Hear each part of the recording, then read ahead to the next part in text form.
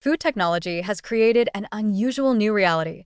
A product may be fully parve according to halacha, yet behave so convincingly like dairy that it raises separate questions of safety, labeling, and communal responsibility for people with severe food allergies. Halacha itself does not change simply because a food resembles milk. The kosher status depends entirely on origin and ingredients, not appearance or functional behavior.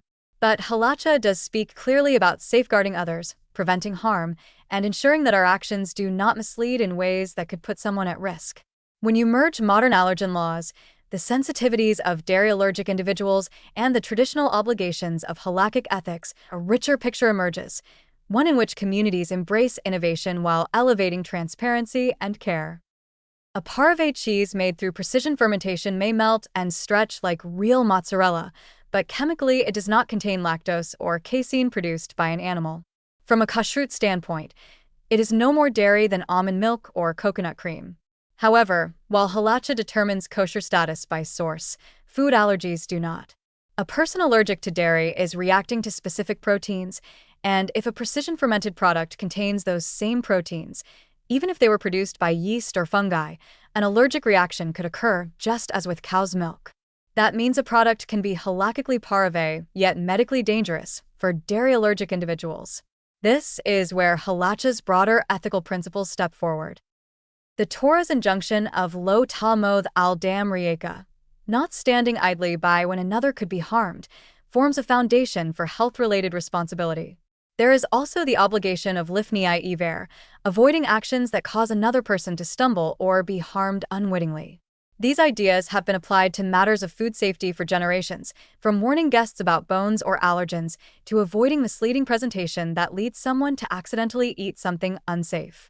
In a world where parve foods may look, taste, and function like dairy, these principles become even more relevant. They call for a deeper level of communication, not because halacha requires dairy labeling for parve items, but because Jewish ethics demands we protect one another. Practically, this aligns beautifully with modern allergen laws. Regulatory bodies already require explicit disclosure of major allergens like milk, even when ingredients originate from non-traditional sources. Precision fermented proteins that replicate dairy structure often trigger the same labeling requirements because the immune system doesn't care about how the proteins were made, it only cares about their molecular shape. Halacha, which values human life above ritual concerns, consistently encourages following safety standards that preserve health and prevent harm. When allergen labeling becomes a legal and medical necessity, Jewish law views it not as bureaucratic burden but as a fulfillment of Hashavat Aveda, returning lost safety, in spirit, and communal protection. For kosher communities, the most positive outcome is that transparency strengthens both halacha and safety.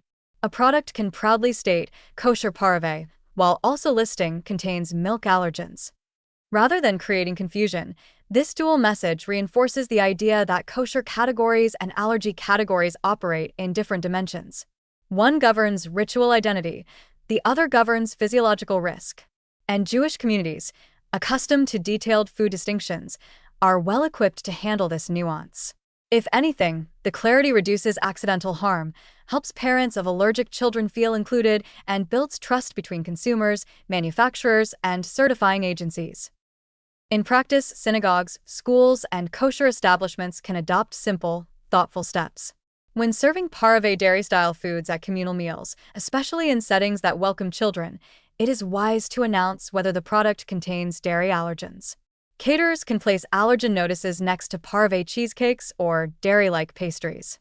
Hosts can inform guests when using precision-fermented proteins in dishes that look dairy but contain no animal-based milk, both for halakhic clarity and medical safety. Kashrut agencies may choose to add allergy guidance alongside certification symbols, reinforcing that kosher status and allergen status must be read together, not conflated. These practices do not weaken halacha, they enrich it. They reflect a community that takes its obligations seriously, ritually, ethically, and socially. They honor the distinction between kashrut's inner logic and the real-world needs of people with allergies. And, importantly, they allow food innovation to flourish without unintentionally excluding or endangering vulnerable individuals. In the end, the convergence of allergen law and halacha shows just how adaptable and humane Jewish law can be. A parve, dairy-like product can remain fully acceptable within kashrut while inspiring a higher standard of sensitivity and openness.